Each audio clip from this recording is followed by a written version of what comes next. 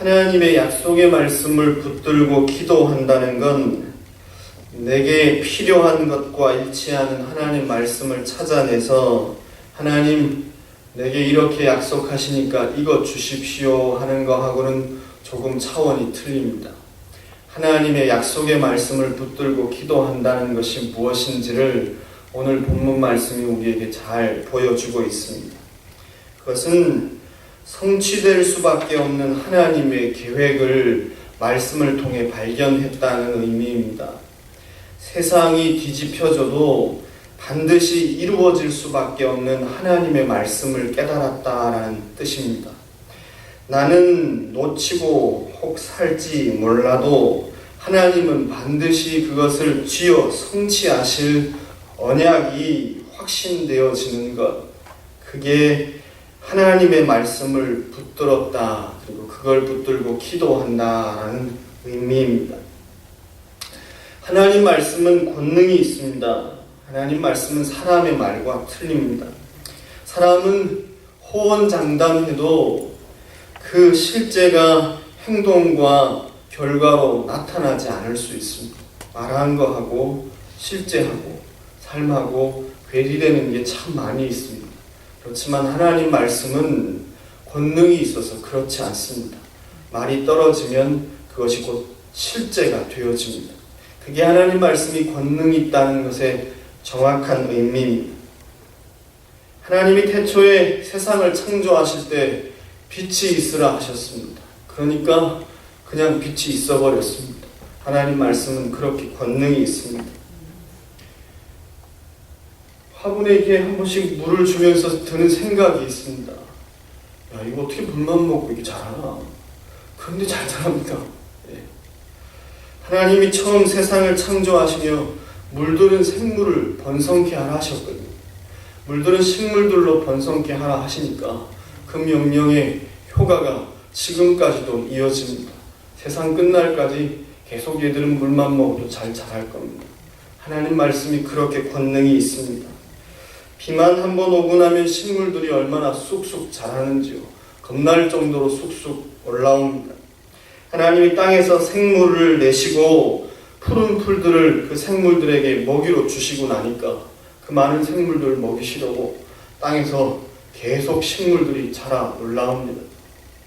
명령에 놓으시니까 그러니까 얘들이 불순종할 수가 없어서 그 명령이 권능이 있어서 계속 올라올 수밖에 없습니다. 뽑아도 계속 올라옵니다.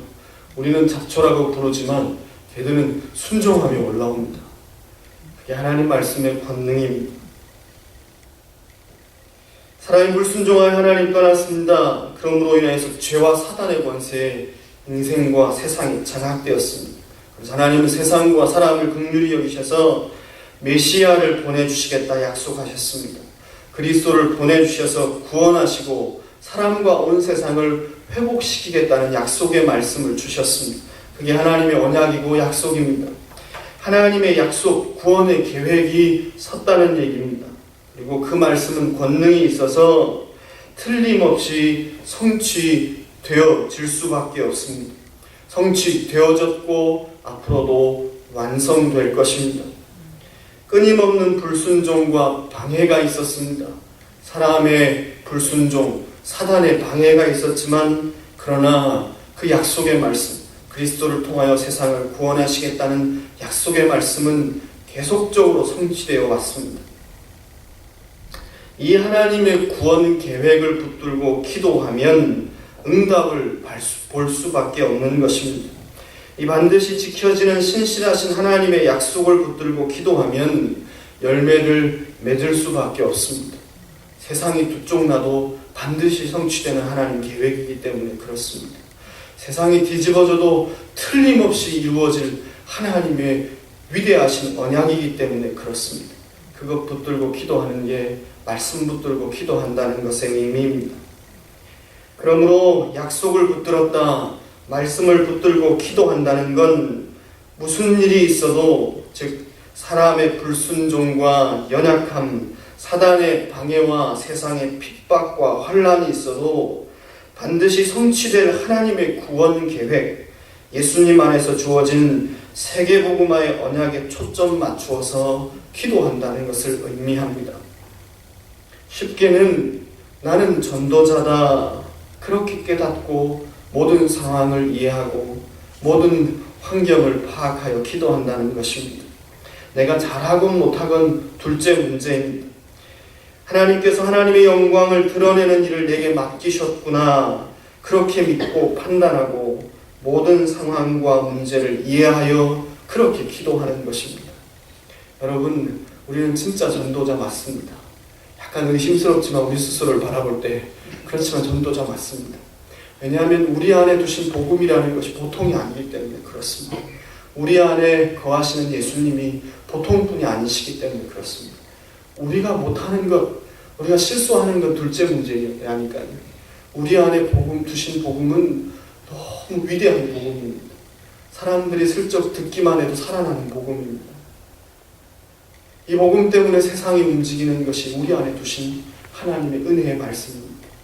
그래서 우리가 아무리 연약하고 부족하더라도 우리가 잘하든 못하든 간에 이미 하나님이 예수 그리스도를 우리에게 보내주셔서 그 예수님이 내주하게 된 신자라면, 복음이 질그릇 안에 보화가 거하듯이 거하게 된 신자라면 그 사람은 전도자입니다.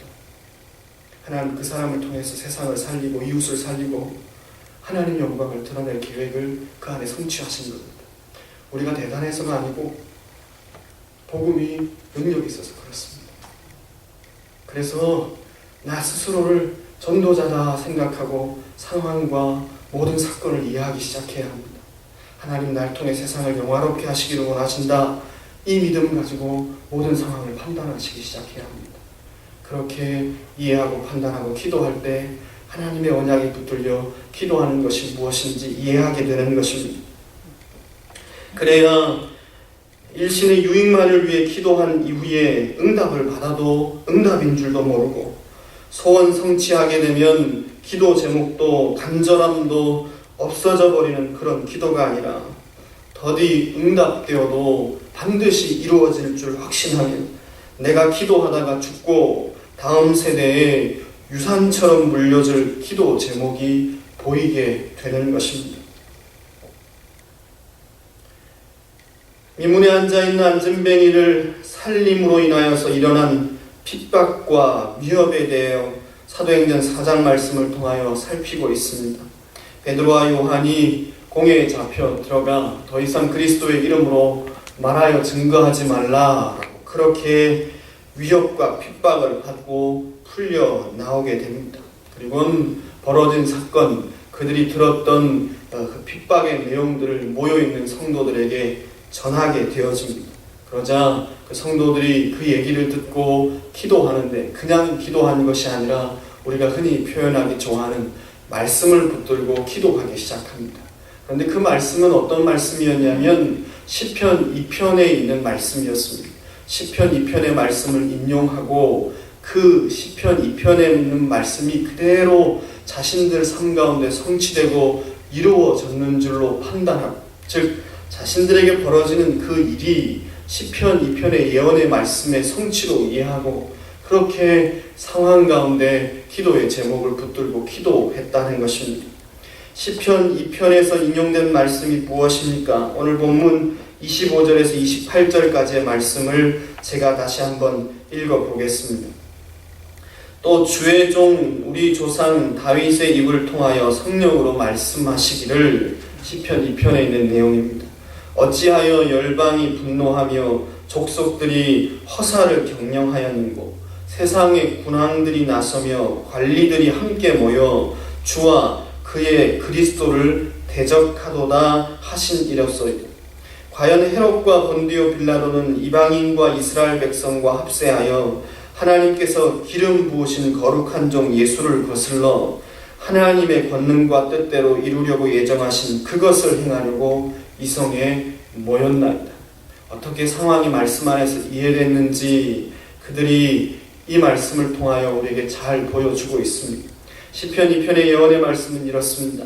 어찌하여 열방이 분노하며 족속들이 허사를 경영하였는고, 온 열방이 분노하고 족속들이 허사를 경영하는데 어떤 일을 했냐? 세상의 고난들, 권세 있는 자들, 그 관리들이 나서서 하는 일이 주와 그리스도를 대적하는 일이다. 그렇게 하나님 말씀 시편 2편에 예언되어 있는 것입니다. 그리고 그 말씀이 오늘 그들 가운데 그대로 현장 가운데 성취되고 있음을 그들은 보았습니다. 유대 관리들이 그들을 핍박하고 더 이상 예수 그리스도 이름으로 말하지 말라라고 핍박하는 이것이 시편 2편의 상황과 똑같은 겁니다. 헤롯이 예수 그리스도 본디오 빌라도와 헤롯이 이방인들과 이스라엘 백성들이 합세하여 기름 부으신 예수 그리스도의 그 종 예수를 죽게 만든 그 상황의 성취가 시편 2편의 말씀이다. 이해가 되고 보이기 시작한 겁니다. 28절 말씀에 그들은 그저 하나님의 권능과 뜻대로 이루려고 예정하신 그것 행하려고 모였습니다. 권세 있는 자들, 능력 있는 자들이 핍박하고 그렇게 환난을 가하지만 그러나 모든 것이 지금 하나님 손바닥 아래 있고 하나님 예정하시고 작정하는 대로 이루어지고 있습니다 라고 보이고 판단이 되었다는 것입니다. 그러자 그들은 이 말씀을 붙들고 기도하기 시작했습니다. 깨닫고 붙잡은 것이 무엇입니까? 예수님 통해 세상 구원을 하나님 계획이 이미 섰고 지금 차곡차곡 하나님 주관하에 그대로 이루어지고 있고 오늘 우리가 받는 핍박도 그것의 일부분일 뿐이다. 이렇게 이해가 되는 것입니다. 오늘 핍박당하고 위협과 어려움이 있지만 그게 중요한 것이 아니라 그럼에도 불구하고 교회를 통하여 하나님의 말씀, 예수 그리스도의 십자가의 복음이 증거돼서 세상이 굴복하고 구원받는 것이 오늘 성취될 수밖에 없는 하나님 계획이구나. 이게 깨달아졌다는 것입니다. 오늘 내가 사는 현장, 내 가정과 이웃들과 더불어 살아가는 내 사업처, 거기에 위협도 있고 핍박과 어려움과 환난이 계속 있지만 이게 다 하나님 손에 있고 하나님 계획을 성취하기 위한 수단에 불과하구나. 그게 보였다는 것입니다. 위협이 있지만 그래도 영혼 살리는 하나님 계획은 이루어질 수밖에 없구나. 어려움이 있지만 그래도 복음 붙든 교회, 그 성도를 통해 세상 살아나는 게 하나님 계획이구나. 살수록 삶의 어려움이 가중되는 것처럼 보이고 신앙생활하기가 점점 힘들어지는 유혹과 환난과 핍박이 자꾸 있지만 그 가운데 내가 좀 실수하고 넘어질 때도 있고 연약한 마음 들어서 두려울 때도 있지만 그렇지만 내가 어떤지 상관없이 상황이 어떤지 상관없이 그리스도를 통하여 내 안에 주신 그 복음의 능력 통하여 세상이 구원받고 살아나서 세상 끝이 오는 건 이건 반드시 성취되고 이루어질 수밖에 없는 죽었다 깨어나도 반드시 이루어질 수밖에 없는 하나님 계획이구나. 그러면 당연히 이루어질 수밖에 없는 것 이것 붙들고 내가 기도해야 성공하겠구나. 될 수밖에 없는 것 이것 붙들고 기도해야 내 삶도 되어지겠구나. 이 깨달음이 오게 되어졌다는 것입니다. 반드시 이루어질 수밖에 없는 세계 복음화에 이 계획이 발견되어졌습니다. 하나님의 계획을 제대로 발견하고 그러고 나니까 기도의 방향과 내용 자체가 달라지고 정확하게 붙들릴 수밖에 없었다는 것입니다. 반드시 되어질 하나님의 계획을 붙들고 하나님 이루어 주옵소서 그렇게 기도하게 되는 것이 초대교회 성도들의 말씀 붙들고 기도하는 기도의 모습이었습니다. 하나님의 권능과 뜻대로 예정하신 그것 이루어지려고 이 땅의 모든 상황이 세상의 군원들이 나서고 설쳐되지만 하나님 계획 성취하려고 그들이 예정하신 대로 그냥 행할 뿐입니다. 그 복음 성취되는 게 하나님 계획인데 부족한 우리를 통하여 그 복음이 증거되어 사람 사랑하고 땅끝까지 증거되는 게 하나님 계획인데 오늘 이것 이룰 수 있도록 우리의 권능과 힘 주십시오. 우리의 위협함을 화감시켜주고 거룩한 종 예수의 이름으로 표적과 기사가 일어나게 해주십시오. 그러니까 다 우리가 성령의 충만함을 받고 담대히 하나님 말씀을 전하게 되는 응답들이 벌어질 수밖에 없었다는 것입니다. 그들이 이 사실을 깨닫고 붙들었던 기도의 제목이 구체적으로 무엇입니까? 첫째는 29절에 담대히 하나님 말씀을 전하게 해달라는 것이었습니다. 주여 이제도 그들의 위협함을 굽어 보시옵고 또 종들로 하여금 담대히 하나님 말씀을 전하게 해 주십시오. 이 담대히 하나님 말씀을 전한다는 것의 의미가 무엇입니까? 버스나 지하철, 미국은 그렇지 않지만 공공장소에서 예수 천당 불신지옥 그렇게 외치는 것이 담대함의 일부분이 아닙니다. 그것은 복음의 능력을 깨달은 자가 가지는 전도자의 권세를 의미합니다. 이 권세는 내가 누구인지 또 복음 듣는 상대가 누구인지 이해되어질 때 찾아오게 되어집니다. 첫째는 복음 듣게 될 상대 세상이 그저 죄인에 불과하구나라는 것이 보여야 됩니다. 나는 말단 사원이고 우리 사장님은 저 높은 곳에 계시지만 난 살았고 사장님은 죽었구나, 이렇게 판단돼야 합니다. 나는 구원받았지만 우리 사장님은 아직도 구원받지 못했구나, 그렇게 사람들이 죄인으로 보이기 시작해야 합니다. 그저 인생이 권세가 있던 똑똑하던 나보다 잘 나가건 상관없이 모든 인생은 하나님 떠나 영적 문제에 시달리고 다른 이로서는 구원받을 수 없는 상황 가운데 처해 있구나, 그렇게 상대와 세상이 이해되기 시작해야 합니다. 둘째는 전도자인 나는 어떠냐 하는 것입니다. 오늘 내가 전하는 복음만이 이 세상을 살릴 수 있다는 확신이 우리의 마음 가운데 들어야 됩니다.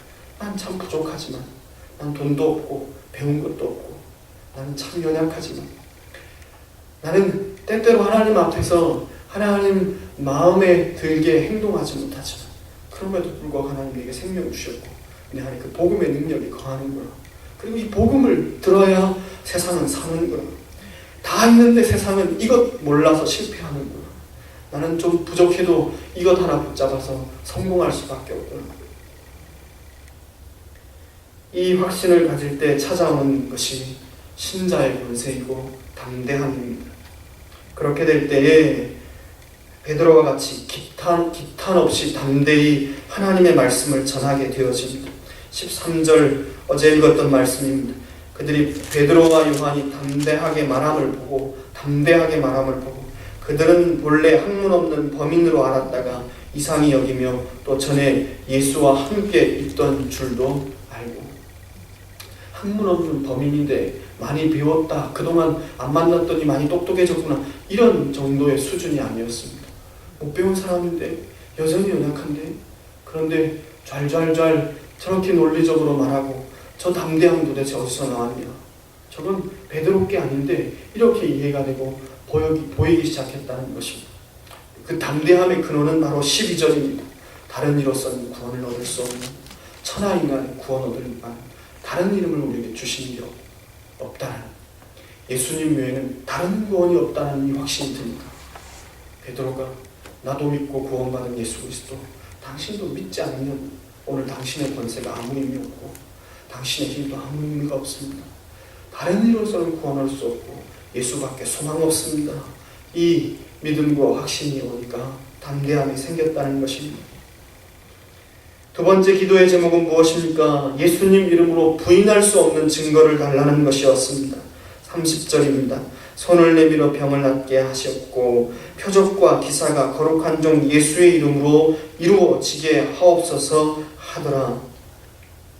예수님 이름으로 오늘 그들이 보았던 미문에 앉아있던 안진뱅이가 일어나는 사건과 같이 모든 사람이 예수님이 행하셨구나, 베드로와 요한과 함께 하셨던 그 예수님이 지금도 살아 역사하셔서 일하시는 그 하나님이 하시는구나 라는 그 증거들이 예수님 이름으로 일어날 수 있도록 기도했던 것입니다. 복음의 외적 능력이 편만하게 성도와 교회를 통해 나타날 수 있도록 보디발이 요셉을 통해서 보았던 것처럼 다니엘을 통하여 그 땅 가운데 살고 있던 수많은 왕들과 사람들이 묵도할 수밖에 없었던 것처럼 하나님이 너와 함께 하시는구나 하는 증거들이 우리를 통하여 나타날 수 있도록 그렇게 기도했다는 것입니다. 그렇게 되어질 때에 그들은 제대로 언약을 붙들고 말씀을 붙들고 기도할 수 있었고, 그로 인하여 31절과 같은 응답과 표적들을 볼 수 있었습니다. 말씀 안에서 상황이 이해되고 말씀 안에서 기도의 제목이 발견되는 것이 무엇인지 시편 2편 8절 말씀을 통하여 마지막으로 한 번 더 확인하기를 원합니다. 오늘 본문은 시편 2편의 인용이라고 말씀드렸습니다. 시편 2편 8절 말씀입니다. 그들이 간구하고 있는 두 기도 제목이 어떻게 나오게 됐는지 시편 2편 8절 말씀은 우리가 잘 보여주고 있습니다. 시편 2편 1절서부터 제가 8절까지의 말씀을 읽겠습니다. 어찌하여 이방 나라들이 분노하며 민족들이 헛된 일을 꾸미는가. 세상의 군왕들이 나서며 관원들이 서로 꾀하여 여호와와 그의 기름 부음 받은 자를 대적하며 우리가 그들의 맨 것을 끊고 그의 결박을 벗어버리자 하는도다. 하늘에 계신 이가 웃으시니 주께서 그들을 비우시리로다. 그때 분을 바라며 진노하사 그들을 놀라게 하여 이르기를 내가 나의 왕을 내 거룩한 산 시온에 세웠다 하시리로다. 내가 여호와의 명령을 전하노라. 여호와께서 내게 이르시되 너는 내 아들이라. 오늘 내가 너를 낳았도다. 내게 구하라. 내가 이방 나라를 내 유업으로 주리니 내 소유가 땅끝까지 이르리로다. 내게 구하라. 내게 기도해라. 내게 구하라. 내가 이방 나라를 너한테 유업으로 주리니 온 땅과 세상을 너한테 유업으로 주리니 내 소유가 땅끝까지 이르리로다. 세상의 군왕들이 나서고 관원들이 나서서 핍박과 그렇게 역경과 어려움을 주지만 그러나 하나님의 약속의 말씀에 구하라. 그러면 내가 열방과 세상을 내게 주겠다는 약속의 말씀이 그리스도 안에서 섰다는 것이 그들이 시편 2편 말씀을 통해서 이해한 바 현장의 상황이었습니다. 그래서 그들은 그 구하라는 약속의 말씀 그대로 붙들고 그것 구했습니다. 하나님 약속의 말씀을 붙듭니다. 열방을 주십시오. 하나님 세상을 살리게 해주십시오. 우리는 연약하고 환난은 극하지만 그러나 우리 안에 두신 이 복음 때문에 오늘도 세상을 살게 해주십시오. 구하라. 내가 이방 나라를 내 유업으로 주리니 내 소유가 땅끝까지 이르리로다. 오늘 하나님께서 우리에게 주신 약속의 말씀을 좀 믿습니다. 이 약속의 말씀을 붙들고 기도하시고 상황이 제대로 이해되고 오늘 우리 삶들 가운데 찾아오는 역경이 하나님 눈으로 보여서 정말 붙들어야 될 기도의 제목이 제대로 붙들리는 은혜가 저와 여러분들에게 있기를 주님의 이름으로 축원드립니다.